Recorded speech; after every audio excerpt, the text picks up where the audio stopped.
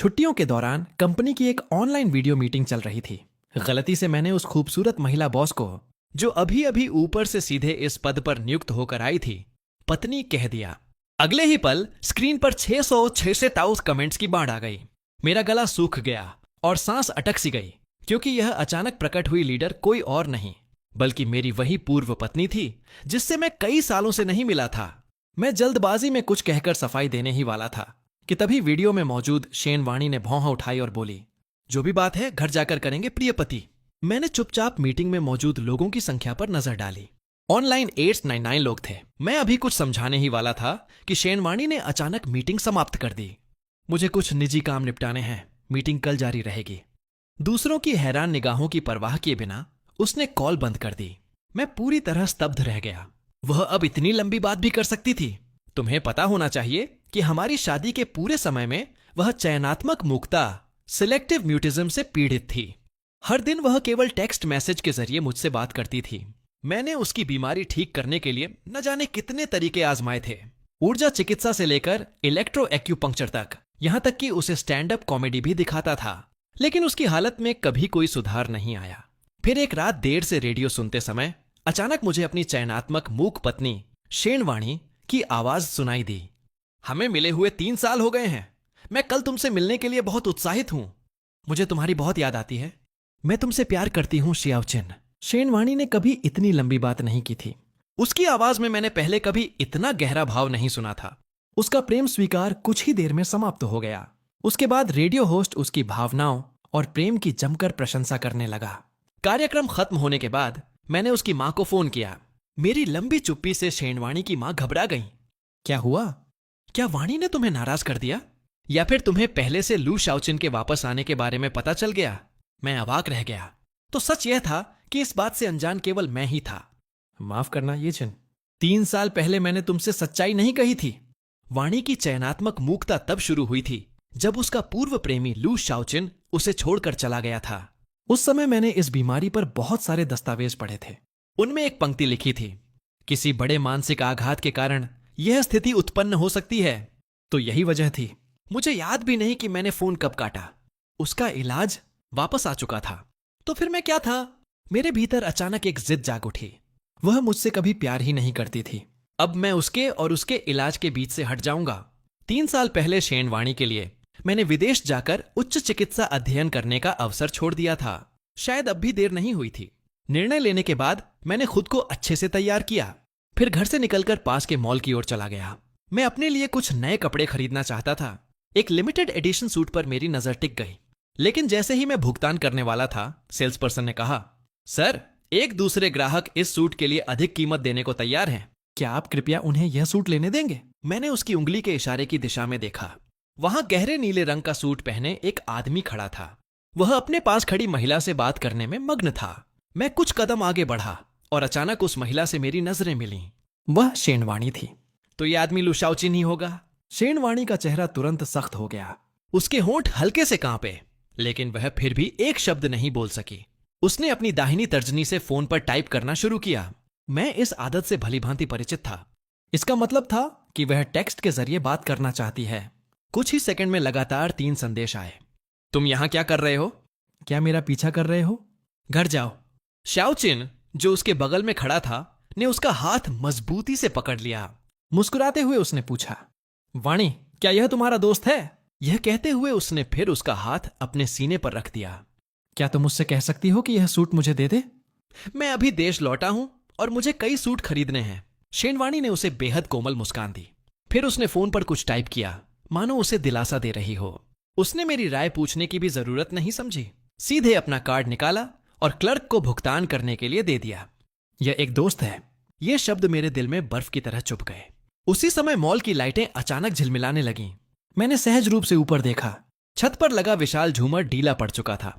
अगले ही क्षण एक कान फाड़ देने वाली आवाज गूंजी और फिर मेरी पीठ में असहनीय दर्द उठा। मैं आधी बेहोशी की हालत में था। मेडिकल स्टाफ मुझे सावधानी से स्ट्रेचर पर लेटा रहा था, लेकिन तभी गुस्से में भरी शेन वाणी ने उन्हें रोक दिया। पहले इन्हें बचाइए। अगले ही पल मुझे जोर से धक्का दिया गया। मैं दर्द से कराहता हुआ स्ट्रेचर से नीचे फर्श पर गिर पड़ा। फटी आंखों से मैंने देखा कि शेन वाणी कितनी सावधानी से शाओचिन को उसी स्ट्रेचर पर बैठा रही थी। एक डॉक्टर ने कहा, मैडम इनके हाथ में सिर्फ हल्की मोच आई है, कोई गंभीर बात नहीं है। ऐसा करना चिकित्सा संसाधनों की बर्बादी है। शाओचिन के हाथ को थामे हुए शेनवाणी बोली, उसके हाथ बहुत महत्वपूर्ण हैं। वह एक डॉक्टर है। मैं पास की एक शेल्फ का सहारा लेकर बैठ गया। हर सांस के साथ पीठ का घाव जलने लगता था। क्या मैंने शेनवाणी के लिए अपना डॉक्टर बनने का सपना नहीं छोड़ा था? आखिर उसकी नजरों में मेरी कीमत क्या थी? अस्पताल में होश आने के बाद सबसे पहला काम मैंने यही किया कि शेनवाणी को एक संदेश भेजा, हम तलाक ले लेते हैं। संदेश भेजते ही वार्ड का दरवाजा खुला। शेनवाणी अंदर आई। उसके हाथ में 2 गिफ्ट बॉक्स थे, वही ब्रांड जिसे मैं उस दिन देख रहा था। उसने बॉक्स मेरे पास रखी अलमारी पर रख दिए और सहजता से बिस्तर के पास कुर्सी पर बैठ गई। फिर उसने अपना फोन निकाला। उसके चेहरे पर कोई भाव नहीं था। कमरे में दम घोंट देने वाली खामोशी छा गई। कुछ देर बाद मेरा फोन बजा। शेनवाणी का संदेश था, तुम्हें यह ब्रांड पसंद है? मैंने तुम्हारे लिए 2 शर्ट चुनी है जो तुम पर बहुत अच्छी लगेंगी। जब तुम डिस्चार्ज हो जाओगे तो मैं इस ब्रांड के प्रतिनिधि को घर बुला लूंगी। अगर चाहो तो पूरी दुकान खरीद सकते हो। शाओचिन एक डॉक्टर है। डॉक्टर के लिए हाथ बहुत महत्वपूर्ण होते हैं, इसीलिए मैं इतनी चिंतित थी। कृपया अब नाराज मत हो। मैं आखिर खुद को रोक नहीं पाया और पूछ बैठा, तुम मुझसे बात कर सकती हो, लेकिन मुझसे क्यों नहीं? हम आमने सामने बैठे हैं और फिर भी तुम मैसेज भेज रही हो। न जाने कितनी देर तक सन्नाटा छाया रहा। उसने सिर झुकाए रखा और टाइप किया, माफ करना, मैं चयनात्मक मूकता से पीड़ित हूं। फिर उसने बैग से एक दस्तावेज निकाला और मुझे हस्ताक्षर करने का इशारा किया। मैंने उसे देखा। वह हमारे वर्तमान घर की संपत्ति हस्तांतरण से जुड़ा दस्तावेज था। उसने लिखा, यह तुम्हारे लिए मुआवजा है। तभी लगातार बजती फोन की घंटी कमरे में गूंज उठी। शेनवाणी का चेहरा तुरंत बदल गया। उसने फौरन कॉल उठा ली। उसके फोन की नॉइज कैंसिलेशन बहुत अच्छी थी। मैं दूसरी तरफ की आवाज नहीं सुन पाया, लेकिन अगले ही पल शेनवाणी बोली, मैं अभी आती हूं। फोन लू शाओचिन का था। असल जवाब तो मेरे दिल को पहले से पता था। मैंने अब और एक पल भी संकोच नहीं किया। फोन निकाला और ऑनलाइन कोर्ट ऐप खोल लिया। एक एक करके मैंने मुकदमे की सारी जानकारी भरनी शुरू कर दी। दोनों पक्षों की पहचान, विवाह प्रमाण पत्र, अलग रहने के सबूत, घर के हस्तांतरण वाले दस्तावेज। मैंने मध्यस्थता स्वीकार नहीं वाला विकल्प चुना और जब मैंने मुकदमा दायर करने के लिए सबमिट बटन दबाया तो ऐसा लगा मानो मेरे सीने से कोई भारी पत्थर हट गया हो। 30 दिनों की उलटी गिनती शुरू हो चुकी थी। अब मैं अपनी एक नई और बेहतर जिंदगी शुरू करूंगा। अस्पताल में 1 सप्ताह बिताने के बाद मुझे शेनवाणी का संदेश मिला।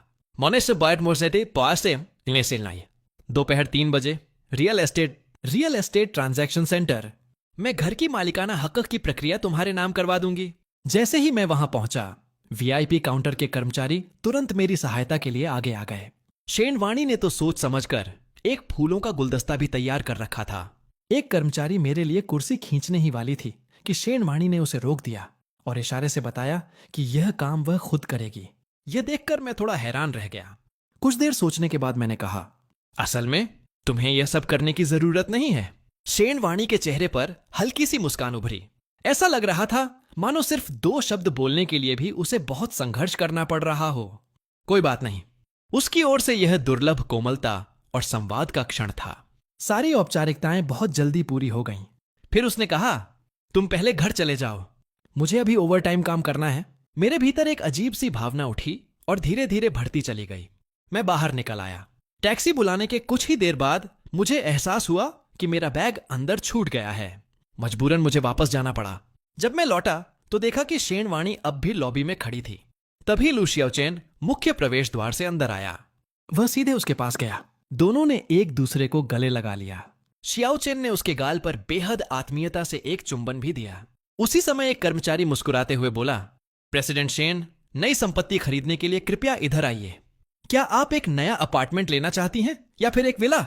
अब जबकि आपके नाम वाला अपार्टमेंट ट्रांसफर हो चुका है, आप पूरी तरह नई संपत्ति खरीदने की पात्र हैं। आप एक और घर खरीद सकती हैं। उस पल मुझे सच्चाई समझ आ गई। मैं केवल एक रुकावट था जिसे हटाकर किसी नई शुरुआत के लिए जगह बनाई जा रही थी। हेलो मिस्टर फू। आपकी पत्नी मिस शेनवाणी ने इस मुकदमे से संबंधित किसी भी सूचना का जवाब नहीं दिया है। हमने उन्हें कई बार कॉल किया। कॉल जुड़ती रही, लेकिन उन्होंने कभी जवाब नहीं दिया। नियमों के अनुसार इसे तलाक के लिए उनकी मौन सहमति माना जाएगा। इसीलिए आपकी याचिका अदालत द्वारा स्वीकार कर ली गई है। आवेदन जमा करने के 30 दिनों के भीतर आप चाहें तो इसे वापस ले सकते हैं यदि आपने वापस नहीं लिया तो आपकी शादी आधिकारिक रूप से समाप्त मानी जाएगी। मैंने फिलहाल घर छोड़ने का इरादा नहीं किया। इसके बजाय मैंने तय किया कि इस घर से शेन वाणी की हर चीज निकाल दूंगा। तभी दरवाजे पर दस्तक हुई। बाहर कुरियर वाला खड़ा था। उसने मुझे एक लिफाफा दिया। मैंने लिफाफा खोला। अंदर एक हाथ से लिखा हुआ कार्ड था। लिखावट देखकर मैं तुरंत पहचान गया कि यह शेन वाणी का ही था। मैंने कार्ड खोला। अचानक उसके अंदर से शेन वाणी की आवाज सुनाई दी। मुझे तुम्हारी याद आती है। मैं तुम्हें पसंद करती हूं। मैं तुमसे प्यार करती हूं। मैं अभी प्रतिक्रिया भी नहीं दे पाया था कि अचानक सड़क पर ब्रेकों की तीखी चीख गूंज उठी। अगले ही क्षण मेरे शरीर के एक तरफ भयानक दर्द उठा। मुझे जोरदार टक्कर लगी और मैं दूर जा गिरा। कठिनाई से उठने की कोशिश करते हुए मैंने सामने देखा। एक आदमी का चेहरा मेरी आंखों के बेहद करीब था। उसके चमकदार चमड़े के जूते मेरे दाएं हाथ की हथेली पर बेरहमी से दबे हुए थे। दर्द से मेरी चीख गले में ही अटक गई। होश खोने से पहले मैंने बस इतना देखा कि पीछे से घबराई हुई शेन वाणी दौड़ती हुई आ रही थी। लेकिन उसके बाद जो हुआ उसने मेरा दिल तोड़ दिया। वह सीधे लू शियाओचेन के पास पहुंची। घबराकर उसका हाथ पकड़ा और ध्यान से जांचने लगी। जब उसे यकीन हो गया कि वह ठीक है, तब जाकर उसने राहत की सांस ली। राहगीरों ने मुझे अस्पताल पहुंचाया। डॉक्टर ने अफसोस भरे स्वर में कहा, इस बार आपके दाएं हाथ की चोट बहुत गंभीर है। तुरंत सर्जरी जरूरी है, वरना संभव है कि आप भविष्य में कभी भी बारीक हरकतें न कर सकें। अर्धचेतन अवस्था में भी मैं यह सुनकर झटके से जाग गया। तभी एक नर्स ने कहा, और एक बात, शेन परिवार के अस्पताल में आपको जो वीआईपी सुविधाएं मिलती थीं, उन्हें रद्द कर दिया गया है। हमें आपको सामान्य वार्ड में स्थानांतरित करना होगा। अभी सभी कमरे भरे हुए हैं। संभव है कि आपको ऑन ऑपरेशन के लिए गलियारे में इंतजार करना पड़े। मैंने बेतहाशा उठने की कोशिश की और फोन ढूंढने लगा। मैं शेन वाणी से संपर्क करना चाहता था, लेकिन दाएं हाथ की धड़कती हुई पीड़ा लगातार मेरी नसों को झकझोर रही थी। अचानक गुस्से में मैंने फोन दूर फेंक दिया। उसी समय किसी ने आकर कहा, मिस्टर फू, हमें प्रेसिडेंट शेन मिल गई हैं। वह नए डॉक्टर लू शियाओचेन को मनोविज्ञान विभाग में परामर्श के लिए ले गई हैं। उनका कहना है कि दुर्घटना के कारण डॉक्टर लू मानसिक आघात में हैं और प्रेसिडेंट शेन ने आदेश दिया है कि कोई भी उन्हें परेशान न करे। मैं पूरी रात अस्पताल के गलियारे में दर्द निवारक पंप के सहारे पड़ा रहा। आखिरकार अगली सुबह मेरी सर्जरी हुई, लेकिन ऑपरेशन के बाद भी मुझे बुरी खबर मिली। डॉक्टर ने मजबूर मुस्कान के साथ कहा, माफ कीजिए मिस्टर फू, आपके दाएं हाथ में जटिल कुचलने वाली फ्रैक्चर थी। सर्जरी में हुई देरी के कारण कुछ मांसपेशियां पहले ही नष्ट हो चुकी हैं। फिर उसने धीमे स्वर में कहा, मुझे पता है कि आप भी मेडिकल छात्र रह चुके हैं, लेकिन मुझे डर है कि अब आप कभी भी स्कैल्पेल नहीं पकड़ पाएंगे। मैंने अपने पट्टियों से लिपटे हुए हाथ की ओर देखा। कुछ देर बाद धीरे से बोला, क्या आप मेरे लिए एक नया फोन खरीद सकते हैं? मैं पुलिस में रिपोर्ट दर्ज करवाना चाहता हूं। जैसे ही मैंने यह कहा, वार्ड का दरवाजा जोरदार धमाके के साथ खुल गया। शेन वाणी आ चुकी थी। मुझे ड्रिप लगी हुई और पूरे शरीर पर पट्टियां बंधी देखकर उसके चेहरे का तनाव अचानक हैरानी में बदल गया। उसकी आंखों में क्षण भर के लिए झटका दिखाई दिया, फिर वह शांत हो गई। उसके होंठ हिले, लेकिन वह अब भी कुछ बोल नहीं पा रही थी। इसलिए उसने पास रखा कागज और पेन उठा लिया। कुछ ही देर बाद उसने लिखकर मुझे दिखाया, मुझे नहीं पता था कि कल रात तुम्हारी चोट इतनी गंभीर थी। तुम्हारे हाथ के लिए मैं विदेश के विशेषज्ञों से संपर्क करूंगी। मैंने ठंडी हंसी हंसी, जरूरत नहीं है, मैं अपने हाथ का खुद ख्याल रख सकता हूं। शेन वाणी ने जेब से चेकबुक निकाली। उसने एक ऐसी राशि लिखी जो किसी आम इंसान की कल्पना से भी परे थी। फिर चेक मेज पर रख दिया। यह तुम्हारे लिए मुआवजा है। मुझे उम्मीद है कि तुम शियाओचेन को दोष नहीं दोगे। जैसे ही मैंने शियाओचेन का नाम सुना, मेरा पूरा शरीर कांपने लगा। मैंने दांत भींचते हुए कहा, मैं तुम्हें अब और नहीं देखना चाहता। मैं पुलिस के पास जरूर जाऊंगा और मुझे तुम्हारे पैसों की कोई जरूरत नहीं। मैंने चेक उठाया, 2 टुकड़े किए और सीधे उसके चेहरे की ओर फेंक दिया। शेन वाणी स्तब्ध रह गई। शायद उसने मुझे पहले कभी इतना क्रोधित नहीं देखा था। फिर उसने कांपते हाथों से लिखा, मैं तुम्हें शियाओचेन को नुकसान नहीं पहुंचाने दूंगी। ये शब्द किसी नुकीले कांटे की तरह मेरे दिल में ढस गए। मैं चाहे जितनी कोशिश करता, उन्हें निकाल नहीं पा रहा था। अस्पताल से छुट्टी मिलने के दिन मैं सीधे पुलिस स्टेशन गया। मैंने पूरी घटना की रिपोर्ट दर्ज करवाई। उसके बाद वर्ष के दूसरे भाग में होने वाले मास्टर्स प्रोग्राम के लिए अपनी विदेश पढ़ाई की प्रक्रिया भी पूरी कर दी। मैंने 10 दिन बाद अमेरिका जाने की फ्लाइट भी बुक कर ली। मेरा इरादा था कि इलाज करवाते हुए पढ़ाई जारी रखूंगा। जब मैं घर पहुंचा, तब शाम के 7 बज चुके थे। घर आधा अधूरा साफ था। हर जगह धूल की मोटी परत जमी हुई थी। मैं तुरंत समझ गया कि शेनवाणी कभी वापस नहीं आई थी। जल्दी से खाना खाने के बाद मैं फिर से अपना सामान पैक करने लगा। तभी दरवाजा खुला। शेनवाणी तेजी से अंदर आई और सीधे बेडरूम में चली गई। कमरे के अंदर चीजें उलट पुलट करने की आवाजें गूंजने लगीं। कुछ देर बाद वह बाहर निकली। उसने उन छोटी छोटी वस्तुओं को भी बिखेर दिया जिन्हें मैंने बड़ी मेहनत से व्यवस्थित किया था। उसने अचानक पूछा, वॉइस रिकॉर्डर कहाँ है? यह शेनवाणी की अपनी आवाज थी। मुझे याद नहीं कि उसने आखिरी बार मुझसे सीधे कब बात की थी। मैंने हैरानी से पूछा, कौन सा रिकॉर्डर? मैंने नहीं लिया। शेनवाणी जैसे अपना मानसिक संतुलन खो चुकी थी। उसने नीले सफेद चीनी मिट्टी का फूलदान उठाकर जमीन पर पटक दिया। मेरा वॉइस रिकॉर्डर कहाँ है? वह कुछ कदम और करीब आ गई। लगातार पागलों की तरह पूछताछ करती रही। उसके दाएं हाथ से खून टपक कर फर्श पर गिर रहा था। मैंने शेनवाणी को पहले कभी इतनी बिखरी हुई हालत में नहीं देखा था। हिम्मत जुटाकर मैंने उसे धक्का दिया। मैं बस वहां से दूर जाना चाहता था। उसी समय कहीं से एक पुराना वॉइस रिकॉर्डर लुढ़कता हुआ बाहर आया। उस पर लाल बत्ती जल रही थी और उसके अंदर रिकॉर्ड की गई आवाजें चलने लगीं। मैं शेनवाणी हूं। मैं 18 साल की हूं। मैं लू शियाओचेन से अपने प्यार का इजहार करना चाहती हूं। शियाओचेन, आज हमारे रिश्ते को 2 साल हो गए हैं। मैं उम्मीद करती हूं कि हम हमेशा साथ रहेंगे। शियाओचेन, हमें प्यार किए हुए 3 साल हो गए। इस साल भी मेरी इच्छा वही है, मैं हमेशा तुम्हारे साथ रहूं। शियाओचेन, तुम मुझे छोड़कर क्यों चले गए? शियाओचेन, मेरी शादी होने वाली है। फिर आखिरी रिकॉर्डिंग सुनाई दी। उम्मीद है कि हम फिर कभी मिलेंगे। अलविदा, अलविदा। रिकॉर्डर शायद गिरने से खराब हो गया था। वह लगातार एक ही शब्द दोहरा रहा था, अलविदा, अलविदा, अलविदा। शेनवाणी घबराकर उसकी ओर दौड़ी। वह लगभग रेंगते हुए रिकॉर्डर तक पहुंची और उसे कसकर अपनी बाहों में उठा लिया। उसके चेहरे पर पहली बार ऐसा दर्द दिखाई दे रहा था मानो उसकी पूरी दुनिया बिखर गई हो। वह बार बार रिकॉर्डर का स्विच दबाती रही, लेकिन चाहे जितनी कोशिश करती वह चालू नहीं हुआ। मैंने अपने दिल में उठ रही कड़वाहट को दबाने की कोशिश की और ठंडे स्वर में कहा, अपना सारा सामान समेटो और मेरे घर से निकल जाओ। शेनवाणी ने अपने होंठ कसकर भींच लिए। कुछ सेकंड बाद मेरे फोन पर उसका एक संदेश आया। सिर्फ 2 शब्द, मुझे माफ कर दो। लेकिन जाने से पहले मुझे मजबूरन एक बार फिर अस्पताल जाना पड़ा क्योंकि मेरी पट्टियां बदलनी थीं। अस्पताल के गलियारे में पहली मंजिल पर विशेषज्ञ डॉक्टरों के परिचय बोर्ड लगे हुए थे। उनमें सबसे प्रमुख स्थान पर लू शियाओचेन का परिचय भी टंगा हुआ था। मैंने बस यूं ही एक नजर डाली, लेकिन अगले ही पल मैं वहीं जड़ होकर खड़ा रह गया। उसके नाम के नीचे प्रकाशित शोध पत्रों की सूची में एक थीसिस दर्ज थी। वह मेरी अपनी विश्वविद्यालय की स्नातक शोध प्रबंध ग्रेजुएशन थीसिस थी। मैंने शीर्षक देखा, फिर तारीख देखी, बार बार देखा। सब कुछ बिल्कुल मेरे समय से मेल खा रहा था। तभी पीछे से एक पुरुष आवाज आई, हेलो मिस्टर फू। मैंने मुड़कर देखा, वह लू शियाओचेन था। वह हल्का सा मुस्कुराया। उस दिन जब अदालत की तरफ से फोन आया था तो वाणी ने नहीं, मैंने उठाया था। मुझे नहीं पता था कि चुप्पी को तलाक की सहमति माना जाएगा। फिर उसने मेरी निगाहों का पीछा करते हुए थीसिस की ओर देखा। तुमने वह शोध पत्र देख लिया है ना? उसकी आवाज अचानक धीमी हो गई। हाँ, बिल्कुल वैसा ही है जैसा तुम सोच रहे हो। वाणी जानती थी कि मैं शोध कर रहा हूं, इसलिए उसने खुद यह थीसिस मुझे दे दी। पिछले 3 सालों तक वाणी का ख्याल रखने के लिए धन्यवाद। मैं विदेश में शोध कर रहा था।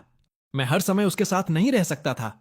बाद में मुझे पता चला कि मेरे अचानक चले जाने से ही उसे चयनात्मक मूकता हो गई थी। मैंने हल्के से नजरें झुका लीं, फिर शांत स्वर में पूछा, क्या तुम यहां सिर्फ यह दिखाने आए हो कि शेनवाणी तुमसे कितना प्यार करती है? उसकी कोई जरूरत नहीं है। उसका अतीत, वर्तमान या भविष्य, अब इनमें से किसी से भी मेरा कोई लेना देना नहीं। और मुझे ऐसी औरत में कोई दिलचस्पी नहीं जो बोलना ही नहीं चाहती। मेरी प्रतिक्रिया से लू शियाओचेन संतुष्ट नहीं लगा। वह अचानक उठ खड़ा हुआ। उसने मेरा दायां हाथ पकड़ लिया और पूरी ताकत से दबाया। तेज दर्द की लहर मेरे शरीर में दौड़ गई। मैंने पूरी शक्ति लगाकर उसका हाथ झटक दिया, फिर बिना पीछे देखे आगे बढ़ गया। लेकिन तभी छटाक, एक जोरदार थप्पड़ मेरे चेहरे पर पड़ा। आवाज पूरे अस्पताल के गलियारे में गूंज उठी। आसपास के मरीज और डॉक्टर सब मुड़कर देखने लगे। मेरे सामने शेनवाणी खड़ी थी। शायद वह खुद भी अपने इस व्यवहार से एक पल के लिए चौंक गई थी। उसने अपनी हथेली की ओर देखा, लेकिन अगले ही पल उसका चेहरा फिर बर्फ जैसा ठंडा हो गया और उसने कहा, उनसे माफी मांगो। मैंने अपने सूजे हुए गाल को छुआ। अचानक मुझे हंसी आने लगी, एक बेहद कड़वी हंसी। हर बार जब शेनवाणी मेरे लिए अपना मुंह खोलती थी तो वजह हमेशा लू शियाओचेन ही होता था। मैंने एक शब्द भी नहीं कहा, बस मुड़ा और वहां से चला गया। है अमेरिका जाने वाली मेरी फ्लाइट शाम 4 बजे थी। ठीक दोपहर 12 बजे अदालत का अंतिम निर्णय मेरे पास पहुंचा। उस क्षण से मैं पूरी तरह स्वतंत्र व्यक्ति बन चुका था।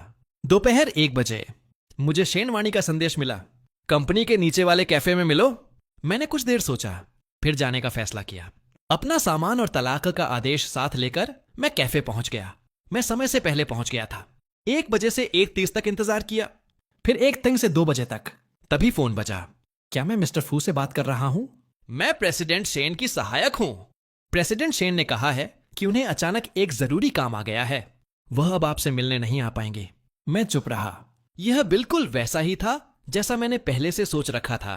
दूसरी तरफ से आवाज जारी रही, प्रेसिडेंट शेन ने आपके लिए इंग्लैंड में एक विशेषज्ञ ढूंढा है। वह हड्डियों और हाथों की पुनर्वास चिकित्सा के विशेषज्ञ हैं। जल्द ही आपकी वहां चिकित्सा की व्यवस्था कर दी जाएगी।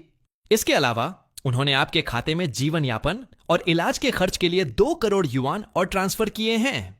मैंने एक हाथ में फोन पकड़ा, दूसरे हाथ से अपना सामान उठाया और खड़ा हो गया। अभी मैं मना भी नहीं कर पाया था कि मेरी नजर सड़क के दूसरी तरफ पड़ गई। वहां एक आउटडोर कैफे में शेन वाणी और लू शियाओचेन साथ बैठे थे। दोनों हंसते हुए बातें कर रहे थे। आज धूप बहुत सुंदर थी। सुनहरी रोशनी उन दोनों के चारों ओर जैसे चमकता हुआ आभा मंडल बना रही थी। मैंने महसूस किया, पिछले 3 वर्षों में शेन वाणी को मैंने कभी इतना खुलकर मुस्कुराते नहीं देखा था। फोन के दूसरी तरफ उसकी सहायक अब भी बोल रही थी। मैंने बिना एक पल गंवाए कॉल काट दी। भुगतान करके मैं सीधे सड़क पार कर उनके पास पहुंचा। फिर अपने साथ लाया हुआ तलाक का आदेश जोर से उनकी मेज पर पटक दिया। धमाके से जूस और कॉफी उछलकर हर तरफ फैल गई। लू शियाओचेन के कपड़े पूरी तरह भीग गए। उसी समय शेन वाणी ने फिर मेरा हाथ पकड़ लिया, लेकिन उसने दस्तावेज की ओर एक बार भी नहीं देखा। कुछ सेकंड की खामोशी के बाद उसने शायद समझ लिया कि अब मुझसे बहस करने का कोई फायदा नहीं। वह तुरंत मेज के दूसरी ओर चली गई। टिश्यू निकालकर बड़ी चिंता से लू शियाओचेन की शर्ट और पैंट साफ करने लगी। क्या तुम ठीक हो शियाओचेन? मैं कुछ क्षण चुपचाप यह दृश्य देखता रहा, फिर मुड़ा और सीधे एयरपोर्ट के लिए टैक्सी पकड़ ली। है अमेरिका जाने वाले यात्रियों से अनुरोध है कि वे गेट 1T पर चेक इन करें। इसी दौरान शेनवाणी का एक और संदेश आया, फुयेचेन, मुझे लगता है तुम्हें शियाओचेन से माफी मांगनी चाहिए। मैंने बिना किसी झिझक के तुरंत ब्लॉक और डिलीट का बटन दबा दिया। फिर अपना पहचान पत्र, पासपोर्ट और वीजा सुरक्षा अधिकारी को सौंप दिया। उसने मुझे संदेह भरी नजरों से देखा। मैं मुस्कुराया और कहा, आज ही मेरा तलाक हुआ है। सामान जमा करवाने के बाद मैंने सिर उठाकर मुस्कुराते हुए फिर कहा, हाँ बिल्कुल सही। अब मेरी वैवाहिक स्थिति तलाकशुदा है। विमान के भीतर एयर कंडीशनर काफी ठंडा था। मैंने एयर होस्टेस से एक कंबल मांगा, खुद को उसमें अच्छी तरह लपेट लिया और गहरी नींद में डूब गया। मुझे विमान के उड़ान भरने की घोषणा तक सुनाई नहीं दी। मेरे मन में बस एक ही विचार था, शेन वाणी अलविदा। है यानी प्रेसिडेंट शेन, मिस्टर फू के लिए जो इंग्लैंड की फ्लाइट बुक की गई थी उसके बारे में रिपोर्ट आई है। उन्होंने कभी चेक इन नहीं किया और फिलहाल हमारा उनसे कोई संपर्क नहीं हो पा रहा है। शेन वाणी अपने कार्यालय में बैठी थी। उसके सामने फाइलों का पहाड़ लगा हुआ था। हाल के दिनों में लू शियाओचेन के जियांगचेंग लौटने के बाद उसकी कार्यक्षमता काफी घट गई थी। कंपनी के कई वरिष्ठ अधिकारियों और शेयरधारकों में असंतोष फैल चुका था। पिछली अप्रिय घटना के बाद से मुझे और शेन वाणी को बात किए लगभग 10 दिन हो चुके थे। वह जानती थी कि मैं कभी माफी नहीं मांगूंगा और वह यह भी जानती थी कि इस पूरे समय वह शियाओचेन का पक्ष लेती रही थी। इसीलिए वह मुझे परेशान करने नहीं आई। मेरे लिए इंग्लैंड में इलाज की व्यवस्था करना शायद हम तीनों के बीच दूरी बनाने का उसका तरीका था। तभी सहायक ने आगे कहा, और जो 2 करोड़ युआन आपने मिस्टर फू के खाते में ट्रांसफर करवाए थे वह राशि बैंक ने वापस लौटा दी है। बैंक का कहना है कि आप और मिस्टर फू अब तलाकशुदा हैं। वह अब आपके पारिवारिक खाते का हिस्सा नहीं है, इसलिए इतनी बड़ी रकम का ट्रांसफर संभव नहीं है। यह सुनकर शेन वाणी कुछ पल के लिए बिल्कुल जड़ हो गई। उसके हाथ में पकड़ी कलम फिसल गई। कागज पर एक गहरी काली रेखा खिंच गई और पन्ना फट गया। उसने बेचैनी से जीभ दांतों के बीच दबाई, फिर फोन उठाकर जल्दी जल्दी टाइप किया, तलाक, इसका क्या मतलब है? सहायक भी स्तब्ध थी। शायद कानूनी विभाग को 10 दिन पहले ही अदालत का आदेश मिल गया था। उन्होंने आपकी वैवाहिक स्थिति भी अपडेट कर दी है, विवाहित से तलाकशुदा। क्या आपको सच में पता नहीं था? शेन वाणी ने तुरंत आदेश दिया, दस्तावेज यहां लाओ। कुछ ही देर बाद अदालत का तलाक आदेश उसके हाथों में था। दस्तावेज केवल 2 पन्नों का था, बहुत साधारण। शेन वाणी की नजर नीचे हस्ताक्षर की तारीख पर पड़ी। वह वही दिन था जिस दिन हमारा झगड़ा हुआ था और मैं घर छोड़कर चला गया था। उसने फोन निकाला। ऊपर नीचे स्क्रॉल करती रही। आखिरकार उसे मेरा वीचैट ढूंढने के लिए सर्च बार का सहारा लेना पड़ा। फिर उसने संदेश टाइप किया, तुमने तलाक की अर्जी कब दी थी?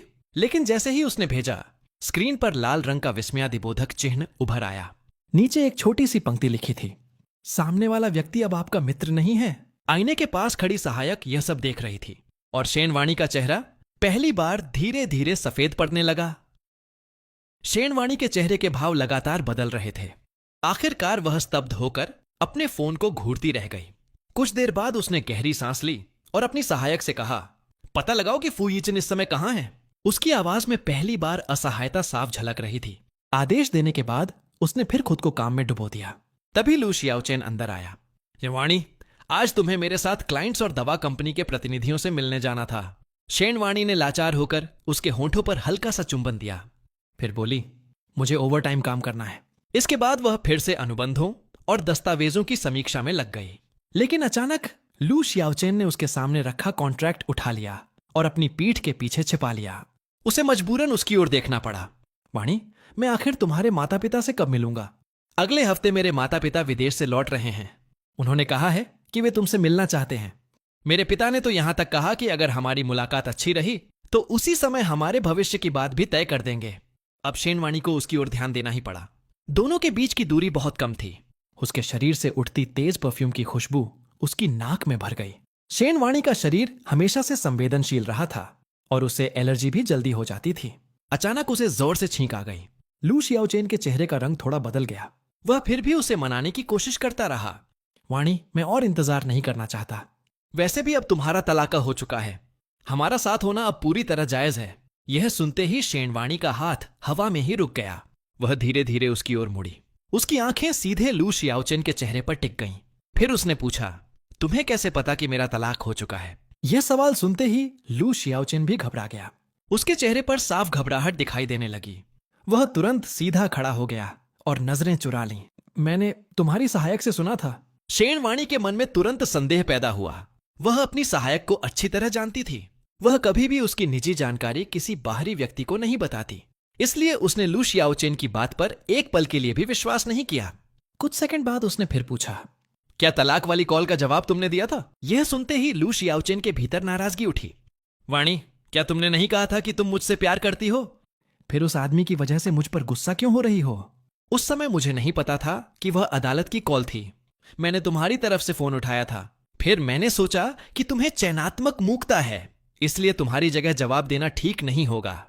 मुझे क्या पता था कि जवाब न देने को तलाक की सहमति मान लिया जाएगा। वह उसके डेस्क पर झुक गया। उसकी आवाज और भी नरम हो गई। क्या तुम मुझसे नाराज हो? वह नीचे झुककर उसके होंठों को चूमने की कोशिश करने लगा। फिर डेस्क के पीछे जाकर उसके कंधों की मालिश करने लगा। माफ कर दो वाणी, मेरी गलती थी। अब मुझसे नाराज मत रहो, ठीक है?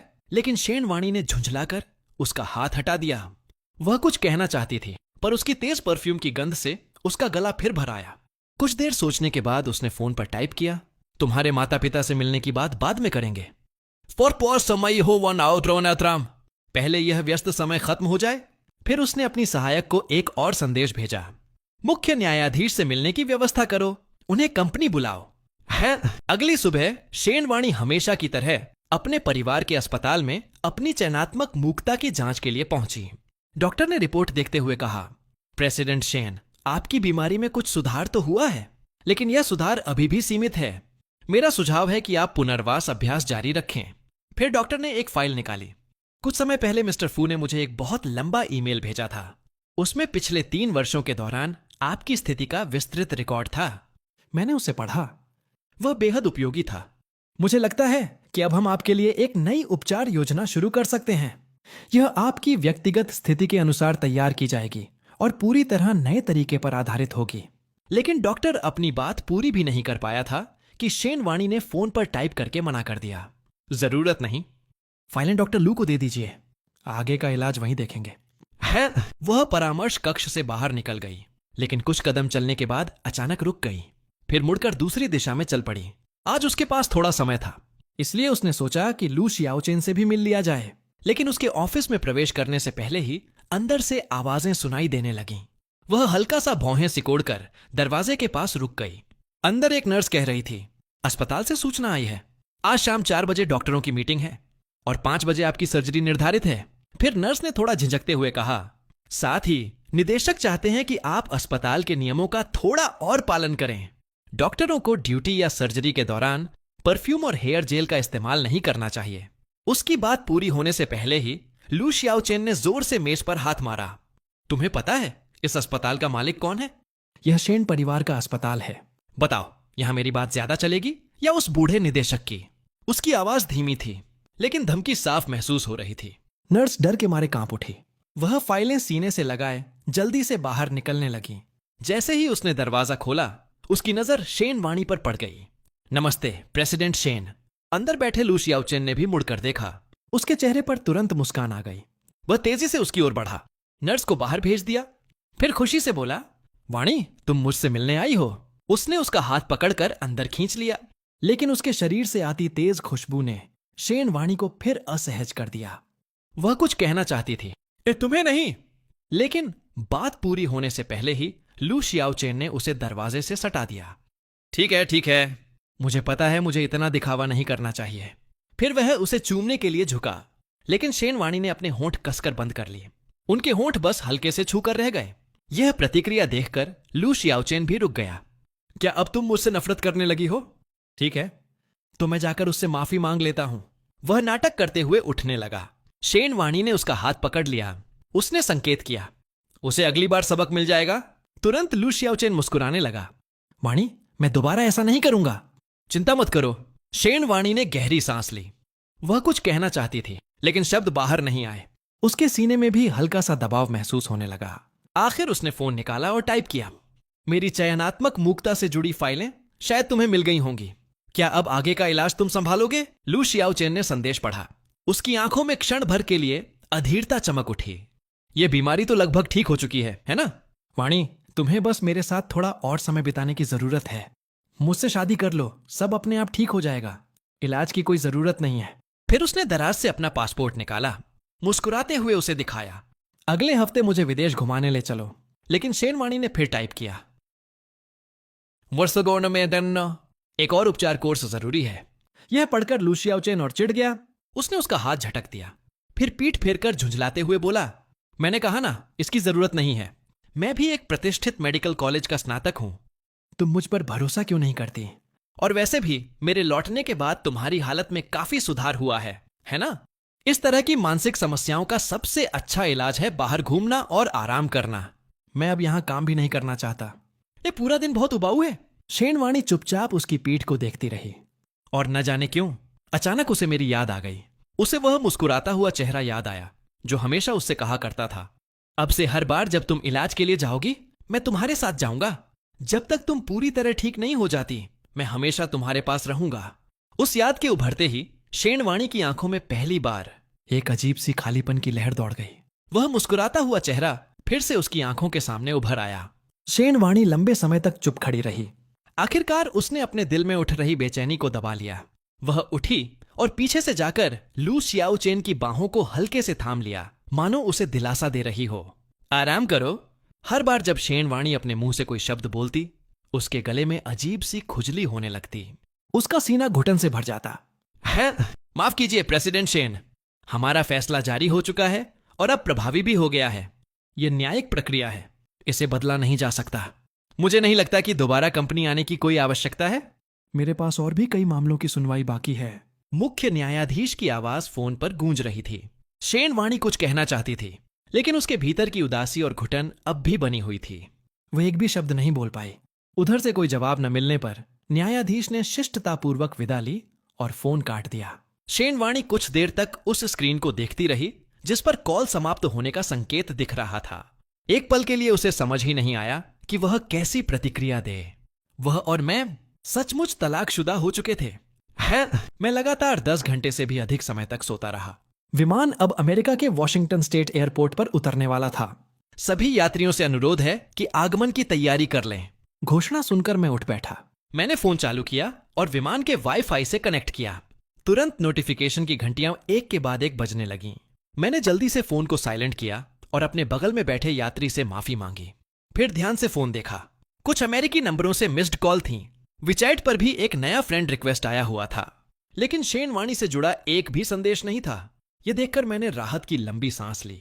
जैसे ही विमान रनवे पर उतरा और वह हल्की भारहीनता महसूस हुई, मुझे सचमुच लगा कि मैं अपनी जिंदगी की एक नई शुरुआत करने जा रहा हूं। है मिस्टर फू, क्या आप सचमुच अपना लग्जरी अपार्टमेंट 2.5 करोड़ युआन में बेचना चाहते हैं? हाँ, मुझे पैसों की तुरंत जरूरत है। कृपया जितनी जल्दी हो सके इसे बेच दीजिए। कीमत थोड़ी कम भी करनी पड़े तो कोई बात नहीं। क्लिक।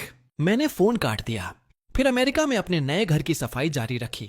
इस समय शेनवाणी से जुड़ी आखिरी चीज केवल वही मकान था जो उसने कुछ समय पहले मेरे नाम कर दिया था। मौजूदा हालात में उसे बेचकर नकद रकम लेना सबसे सही फैसला था। एक हफ्ते बाद मैं आधिकारिक रूप से वॉशिंगटन स्टेट के एक प्रतिष्ठित मेडिकल स्कूल में दाखिला लेने वाला था। 4 साल का मेडिकल मास्टर्स प्रोग्राम। मेरा विषय वही था जिसमें मैं सबसे अधिक निपुण था, मानसिक स्वास्थ्य और थोरासिक इंटरनल मेडिसिन। है आज जिसने मुझे फ्रेंड रिक्वेस्ट भेजी थी वह स्कूल के एडमिशन विभाग की एक अध्यापिका थी। वह चीनी और अमेरिकी मूल की मिश्रित नस्ल की महिला थी। उसका चीनी नाम था सुजिंगुआ। फ्रेंड रिक्वेस्ट स्वीकार करने के बाद मैंने उसे साधारण सा अभिवादन भेजा। उसने तुरंत मेरे क्लास शेड्यूल, आवास व्यवस्था और अन्य महत्वपूर्ण जानकारी भेज दी।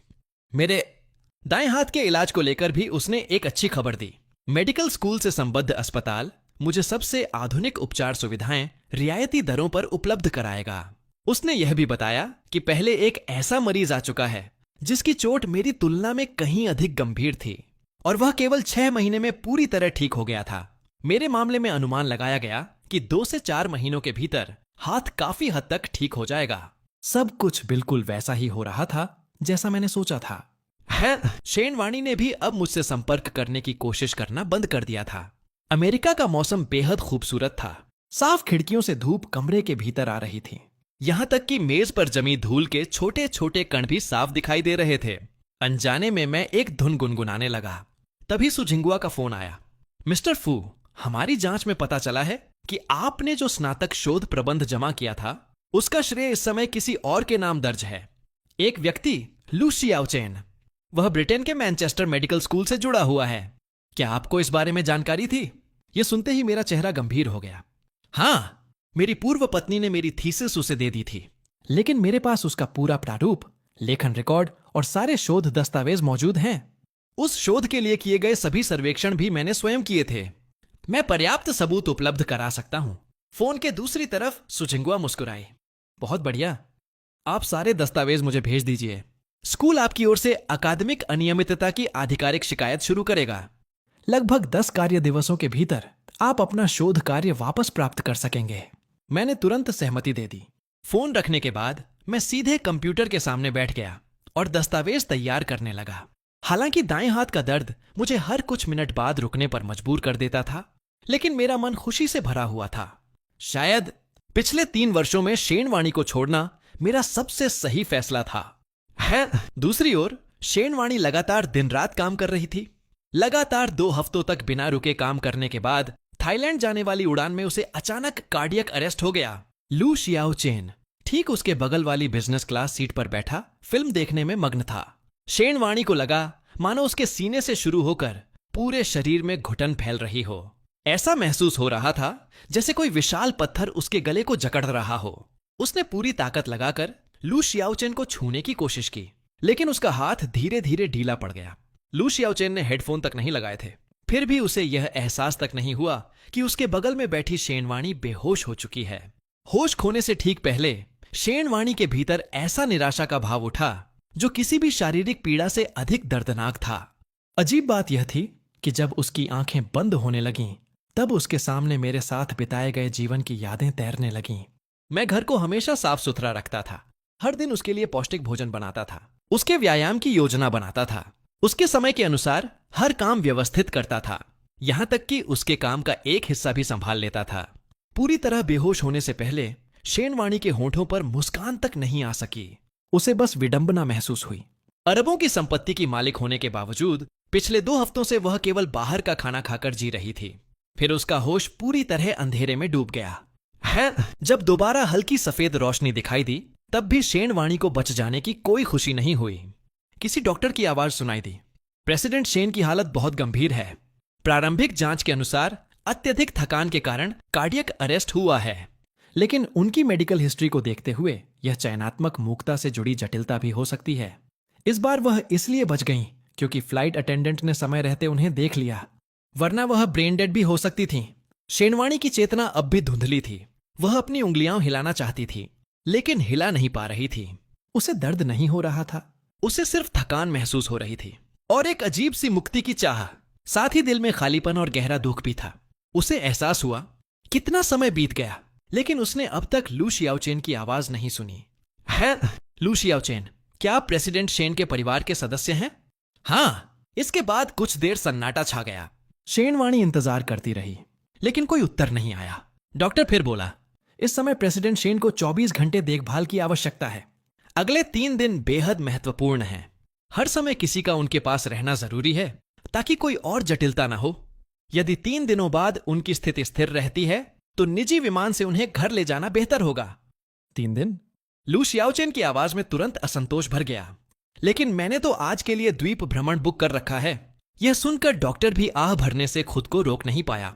मिस्टर लू, इंसान की जान सबसे महत्वपूर्ण होती है। थाईलैंड घूमना बाद में भी हो सकता है।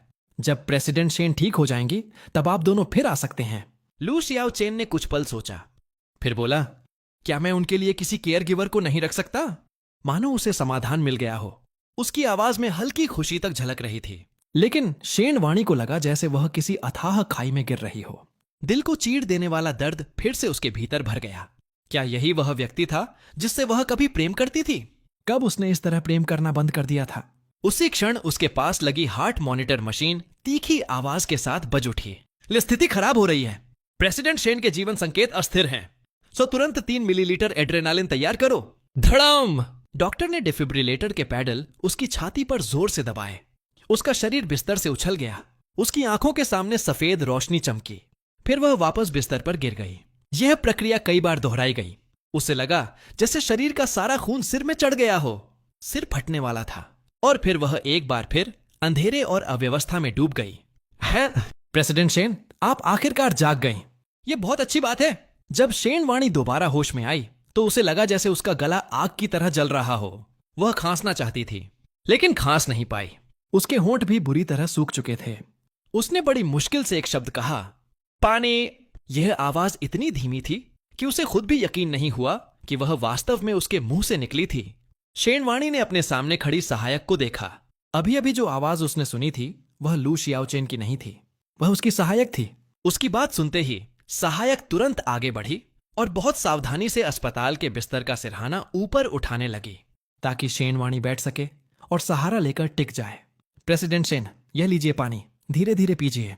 शेनवाणी ने छोटे छोटे घूंट भरकर पानी पिया, लेकिन सिर्फ निगलने में ही उसे बहुत मेहनत करनी पड़ रही थी। उसने अपने गले की ओर इशारा किया, यह जताने के लिए कि वहां बहुत असहजता महसूस हो रही है। सहायक तुरंत समझ गई। प्रेसिडेंट शेन, क्या आपका गला परेशान कर रहा है? शेनवाणी ने सिर हिलाकर हामी भरी। जी हाँ, मैं अभी डॉक्टर को बुलाती हूं। यह कहकर सहायक भागती हुई बाहर निकल गई। घबराहट में वह बिस्तर के पास लगा इमरजेंसी बेल दबाना भी भूल गई। है तभी शेनवाणी ने कमरे के चारों ओर नजर दौड़ाई। वह अब भी थाईलैंड में थी, लेकिन लू शियाओचेन उसके पास नहीं था।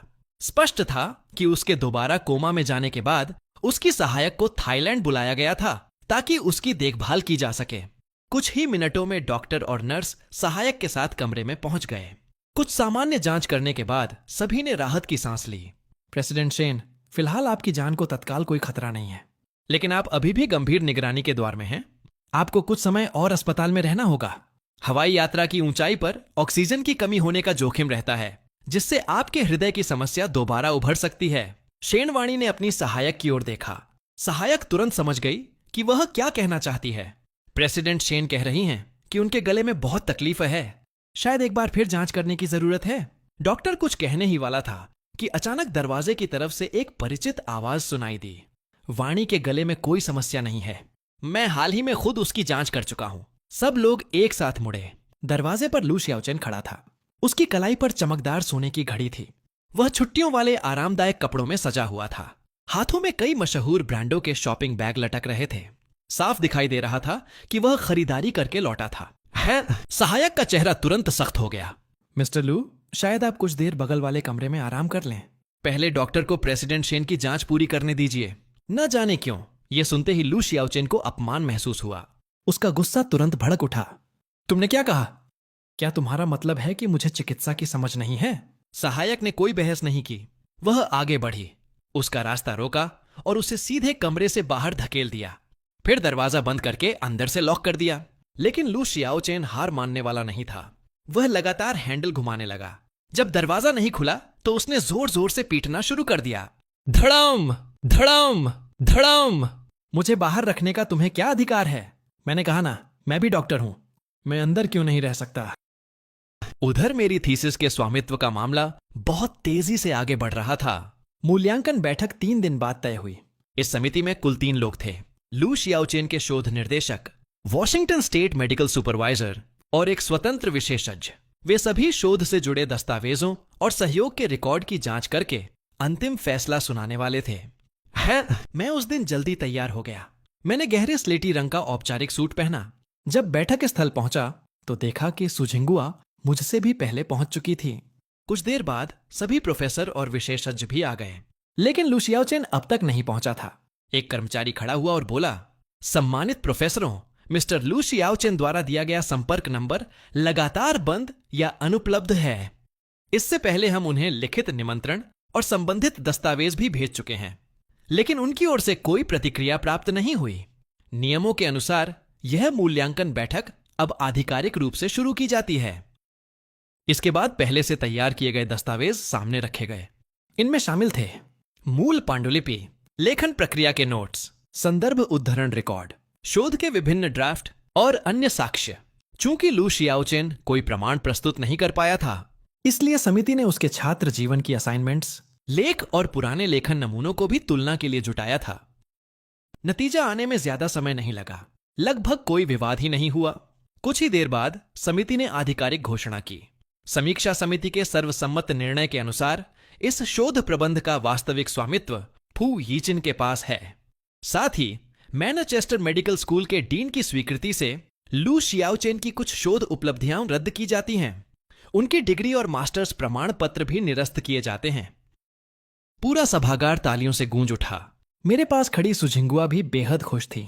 उसने बिना झिझक मुझे कसकर गले लगा लिया। मेरे हाथ बुरी तरह कांप रहे थे। चेहरा गर्म हो गया था। आंखों के कोनों में आंसू चमक रहे थे। सुझिंगुआ ने मेरी हालत देखी तो उसे लगा शायद उसने सीमा पार कर दी है। वह तुरंत पीछे हट गई। माफ करना यीचिन, मैं बस तुम्हारे लिए बहुत खुश हूं। मैंने धीरे से सिर हिलाया। नहीं, मैं भी बहुत खुश हूं। मैंने कभी नहीं सोचा था कि सब कुछ इतना आसानी से हो जाएगा।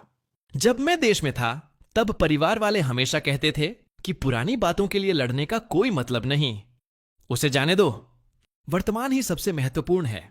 लेकिन आज मैं सचमुच बहुत खुश हूं। यह सब शुरुआत से मेरा था।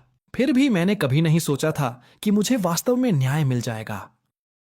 सुझिंगुआ की आंखें भी चमक उठीं। बिल्कुल, यहां न्याय मौजूद है। यीचिन, तुम्हें अपनी मेहनत और उपलब्धियां वापस मिलनी ही चाहिए थीं। है, घर पहुंचने पर मुझे विश्वविद्यालय की ओर से आधिकारिक बधाई ईमेल भी मिला। मैंने मेडिकल डेटाबेस और शोध वेबसाइटें खोली। अपनी थीसिस का शीर्षक खोजा। अपडेट बेहद तेजी से हो चुका था। लेखक के नाम में अब लू शियाओचेन नहीं था। उसकी जगह मेरा नाम फू यीचिन लिखा हुआ था। मैं इतना खुश था कि लगभग पूरे घर में अकेले नाचने लगा। ऐसा लग रहा था जैसे मेरी नई जिंदगी सचमुच उसी दिन शुरू हुई थी जिस दिन मैंने तलाक के कागजों पर हस्ताक्षर किए थे। दुनिया के दूसरी ओर शेनवाणी लगभग 2 हफ्ते थाईलैंड में आराम करने के बाद आखिरकार निजी विमान से वापस लौट रही थी। उसकी हृदय संबंधी समस्या कुछ हद तक नियंत्रित हो चुकी थी, लेकिन विडंबना यह थी कि उसकी चयनात्मक मूकता फिर से बिगड़ने लगी थी। अब तो लू शियाओचेन के सामने भी वह एक पूरा वाक्य सहजता से नहीं बोल पाती थी। लू शियाओचेन उसके पास आकर बैठ गया। तो क्या वापस पहुंचते ही हम शादी रजिस्टर करवा लें? मेरे माता पिता ने मेरा पारिवारिक पंजीकरण भी भेज दिया है। मैं सच में चाहता हूं कि हमारे नाम एक ही परिवार रजिस्टर में हो। लेकिन शेनवाणी अचानक जड़ हो गई। उसकी चुप्पी देखकर लू शियाओचेन का चेहरा उतर गया। वह नाराज होकर बोला, वाणी, तुम मुझसे शादी भी नहीं करना चाहती? मुझे अपने माता पिता से भी नहीं मिलवाती ना? क्या तुम मेरे साथ खेल रही हो? विदेश जाने से पहले तुमने कहा था कि मुझसे शादी करोगी। अब मैं वापस आ गया हूं। तुम भी आजाद हो। फिर भी शादी की बात आते ही तुम इतनी उदासीन क्यों हो जाती हो? क्या तुम अभी भी उस फू यीचिन के बारे में सोच रही हो? क्या उसके चले जाने के बाद अब तुम्हें उसकी याद आने लगी है? ये शब्द सुनकर शेनवाणी जैसे अचानक वास्तविकता में लौट आई। उसने लू शियाओचेन की ओर देखा तक नहीं, बस मेज पर रखे इस्तेमाल किए हुए गिलास को घूरती रही। हाल के दिनों में उसके मन में बार बार मेरी याद आती रहती थी। क्या सचमुच उसे मेरी याद आने लगी थी? क्या वह अब भी मेरी परवाह करती थी? अगर मैं उसके पास होता, क्या मैं उसे इतनी भारी कार्य व्यस्तता के बीच विदेश आने के लिए मजबूर करता? क्या मैं सबसे पहले उसकी बिगड़ती हालत को पहचान लेता? क्या वह दूसरी बार अस्पताल की आपात स्थिति से बच जाती? और क्या उसकी मूकता इतनी गंभीर हो पाती? अचानक एक जोरदार धमाके की आवाज ने उसे विचारों से बाहर खींच लिया। वह मुड़ी। उसने देखा लू शियाओचेन गुस्से से भरा उसके सामने खड़ा था। उसके पैरों के पास पानी के गिलास के टूटे हुए टुकड़े बिखरे पड़े थे। पानी पूरे फर्श पर फैल चुका था। लू शियाओचेन अब भी वहीं खड़ा गुस्से से कांप रहा था। उसके पैरों के पास टूटे हुए कांच के टुकड़े बिखरे पड़े थे। पानी पूरे फर्श पर फैल चुका था। शोर सुनकर फ्लाइट अटेंडेंट्स सफाई करने के लिए आगे बढ़ना चाहते थे, लेकिन माहौल इतना तनावपूर्ण था कि कोई भी हिम्मत नहीं जुटा पा रहा था। लू शियाओचेन ने दांत भींचते हुए कहा, शेनवाणी, कुछ तो बोलो। तुम बार बार मेरे सवालों से क्यों बच रही हो? क्या तुम अब भी मुझसे प्यार करती हो? अभी जवाब दो। शेनवाणी ने धीरे से सिर उठाया। लू शियाओचेन की चीखें उसके कानों में दर्द पैदा कर रही थीं। उसका चेहरा गुस्से से विकृत हो चुका था। आंखों में क्रोध था। चेहरे की सारी कोमलता गायब हो चुकी थी। उसी पल शेनवाणी को अचानक महसूस हुआ कि उसके सामने खड़ा यह आदमी कितना अजनबी लग रहा है। वह अब पहले जैसा दयालु नहीं था, न ही उसके भीतर पहले जैसी धैर्यशीलता बची थी। आखिर सब कुछ कब और कैसे इतना बदल गया था? छटाक! अचानक एक तेज थप्पड़ की आवाज गूंजी। शेनवाणी ने हैरानी से अपना हाथ देखा। उसका गाल जल रहा था। दिल बेकाबू होकर धड़कने लगा। सांसें छोटी और तेज हो गईं, और अगले ही पल उसकी आंखों के सामने अंधेरा छा गया। वह फिर से बेहोश हो गई। जब शेनवाणी की आंख खुली तब वह फिर अस्पताल में थी। इस बार उसके आसपास लगे चिकित्सा उपकरण पहले से कहीं अधिक आधुनिक और जटिल दिखाई दे रहे थे। मशीनों की लगातार बीप बीप उसके सिर में दर्द पैदा कर रही थी। उसने हाथ बढ़ाकर उन्हें बंद करने की कोशिश की, लेकिन तभी उसके गले में अचानक मितली का तेज झटका उठा। पहले उसके मुंह से विमान में खाया हुआ खाना निकला, फिर केवल कड़वा गैस्ट्रिक रस। वह बिस्तर के किनारे को कसकर पकड़कर हाँफती रही। काफी देर बाद जाकर उसकी हालत थोड़ी संभली। उसी समय बाहर से जोरदार बहस की आवाज आने लगी। फिर एक और थप्पड़ की आवाज सुनाई दी। इसके बाद लू शियाओचेन की चीखें और गुस्से भरी आवाजें गूंजने लगीं। लेकिन इस बार शेनवाणी के पास उसकी परवाह करने की ताकत नहीं थी। उसे खुद समझ नहीं आ रहा था कि वह क्या महसूस कर रही है। क्या वह इतनी थक चुकी थी कि अब चिंता करने की शक्ति ही नहीं बची थी, या फिर उसका दिल सचमुच ठंडा पड़ चुका था? तुम्हारी हिम्मत कैसे हुई मेरी बेटी पर हाथ उठाने की? यह शेनवाणी की मां की आवाज थी। जब मेरी बेटी देश में थी तब वह बिल्कुल ठीक थी, लेकिन तुम्हारे साथ थाईलैंड जाकर क्या हाल हो गया उसका? उसे विमान में कार्डियक अरेस्ट हुआ। कितनी मुश्किल से वह बची। लल, आगे क्या हुआ जानना है तो इस वीडियो पर 1K लाइक्स करवा दो। अब फैसला आपके हाथ में है। लाइक करो और अगला पार्ट जल्दी लाओ। बॉ